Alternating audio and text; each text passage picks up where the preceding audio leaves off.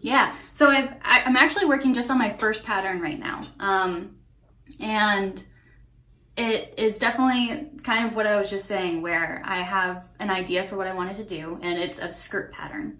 And so I wanted it to be a formula-based pattern. I'm kind of challenging myself as moving forward too, to try to do all of my patterns as formula-based, because I really love how size inclusive they are, you know, to fit whatever your body shape is.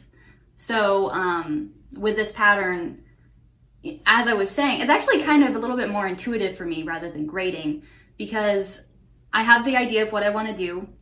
I personally measure everything out on myself to be like, okay, I need to do this calculation in order to have it fit this way. And then just being able to rewrite that formula in a way that people can plug in their own measurements and, you know, get it to fit whatever their body shape is. But yeah, it's a little bit easier in my mind than trying to be like, okay, you have to do this exact amount of stitches. I have to do all that math then to figure out for all the different shapes and sizes.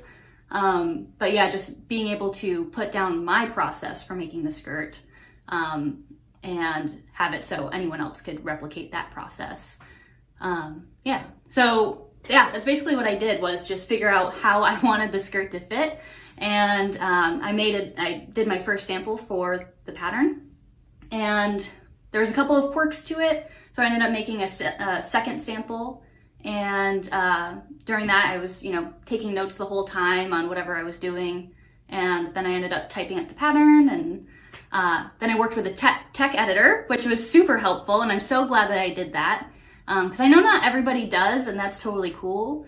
But I really wanted my testers to be able to approach the pattern with it being as good as it could be at that stage, so that they didn't have to frog or have any stress or complications.